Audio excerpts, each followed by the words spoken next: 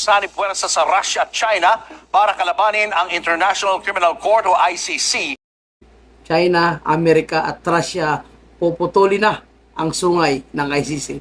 Yan po yung ating pag-uusapan, at kung bago naman kayo dito, mga kababayan, huwag kalimutan i-like, i-follow, i-subscribe itong ating social media account.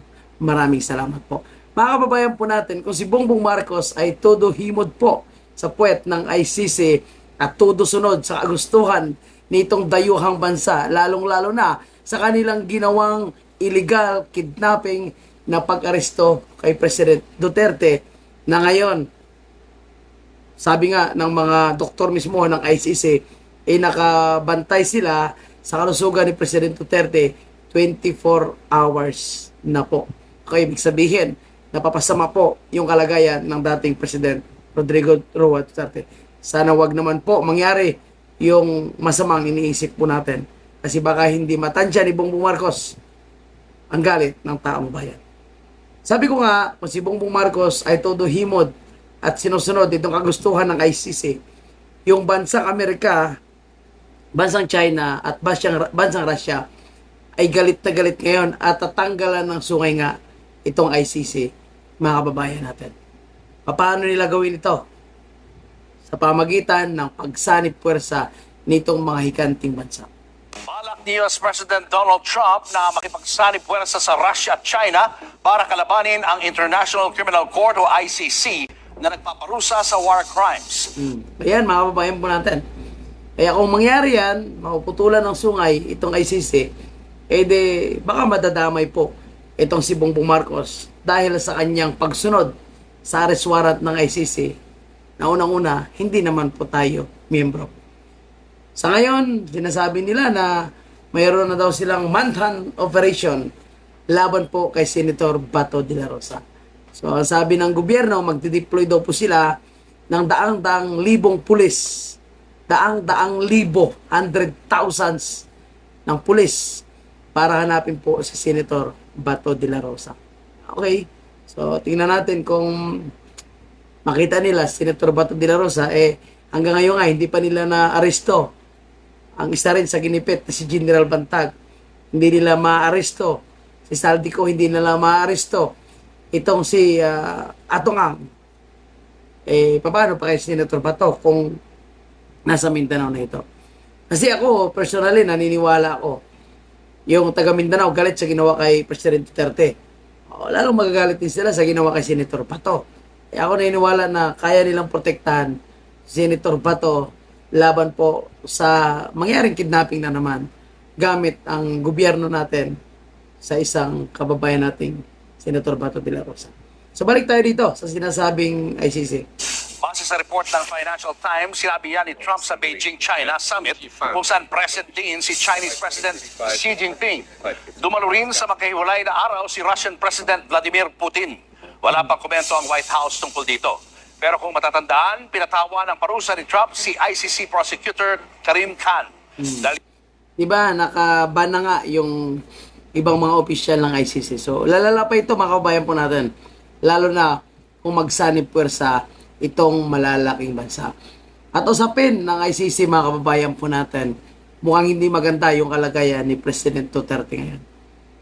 At may mga nababasa po tayo nagpo-post na ilang Duterte supporters na kapag may masamang mangyari kay President Duterte, hindi rin nila matansya kung ano po ang gagawin ng mga taga Mindanao ng Duterte supporters. Alam natin, medyo may edad na sa Tatay Digong, pero hindi naman makapasama ng ganito ang ating dating presidente kung hindi pinadala ni Bongbong Marcos sa ICC. Kaya sa ngayon, mga kababayan po natin, mayroon ng reklamo, kaso na kinakaharap din si Bongbong Marcos dahil sa kanyang ginawa kay President Duterte. Yan po yung ating sunod na pag-uusapan. I-like mo na ang video ito. Maraming salamat. Ito na nga, formal na nireklamo sa United Nations itong si Bongbong Marcos sa pamamagitan po ng isang complaint, at tinutukoy dito na ginamit ni Bongbong Marcos ang kanyang posisyon upang gipitin yung kalaban niya sa politika, lalong-lalo na po itong si President Duterte. At hinihiling din sa reklamong ito na dapat palayain na si President Duterte. Kaya maraming salamat sa mga nag-initiate na mga human rights advocates, lalong-lalo na po kay Mr. Fujiki mula sa Japan, sa kanyang airport upang maparating po sa United Nations at mapaalam na talagang kung gaano kahayop itong gobyerno ni Bongbong Marcos at yung taong nagpalibinga sa kanyang ama na halos nabubulok na, naagnas na sa kanilang bahay, ay siya namang pagpapakulong niya or pinakulong niya sa dahig dahil po sa kanilang political interest. Sa ngayon, mga kababayan po natin, wala pang ang investigation, ruling, o wala pang warrant na inilabas kay Bongbong Marcos. So, formal complaint pa lang ito. Ibig sabihin, dadaan pa ito sa mahabang proseso. Pero tayo po ay nanalangin na sana mas mapabilis yung proseso. Lalo na ngayon, mga kababayan po natin, may mga lumalabas na balita na 24 hours na ngayon na naka-monitor itong si President Duterte dahil siguro mukhang lumalala po yung kanyang kalusugan ngayon. Anyway, panoorin natin yung balitang ito, mga kabayan. Maaaring maging mahalagang usapin sa United Nations Human Rights Council ang reklamo ng isang Japanese human rights advocate laban sa Administrasyong Marcos Jr. Kaugnayan sa umano'y pagkakakulong ni dating Pangulong Rodrigo Duterte sa ICC. Samantala, iginit ng Department of Foreign Affairs na baseless ang mga naturang paratang. So, talagang DFA, syempre, ang boss nila ay si Bongbong Marcos. I-deny talaga nila yan. Sabihin nila na mali yung mga paratang. Tingnan nyo nga lang, hair follicle lang ni Bongbong Marcos. Pilit nilang pinapabasura, pilit nilang pinapatanggal. Hair follicle lang po yun, mga kababayan natin. Ito pa kaya, umabot sa United Nations ang kanyang kahayupan na ginagawa po sa dating President Rodrigo Duterte. And now, Senator Bato de la Rosa. Si Daniela Paulita magbabalita. Ayon sa isang international law expert, posibleng aksyonan ng United Nations Human Rights Council ang inihain ng isang international non-government sa administrasyon ni Pangulong Bongbong Marcos Jr. na ginamit umano ang International Criminal Court bilang instrumento ng political warfare laban kay dating Pangulong Rodrigo Duterte. Ayon kay international law expert Dr. Melissa, Which is yun naman talaga ang ginawa ni Bongbong Marcos. O tinan mo yung ginagawa nila ngayon kay Vice President Sara, kay Senator Bato de la Rosa, sa lahat pati na kanilang kritiko. Anong ginagawa nila? Ginigipit nila ngayon. Parang silent martial law na nga Aloha, nakadepende sa mga ebidensyang isunumite kung mapapatunayang ginamit lamang ang ICC bilang political weapon o lehitimong proseso sa aligasyon ng crimes against humanity. Kung may substance, magkakaroon sila ng report, magkakaroon sila ng action. Ang possible na mangyayari is magpapadala ng rapporteur or para bang inquiry yung HRC if they find na weighty yung individual communication na sinabit. Sa apela na inihain ng International Career Support Association sa pangunguna ng Japanese human rights advocate na si Shunichi Fujiki, inakusahan ng Pangulo ng umano'y korupsyon, bribery at pananabotahe sa 2028 elections. Kasama rin So, ayan po ha. Lahat po is dinitalye na, mga kababayan po natin.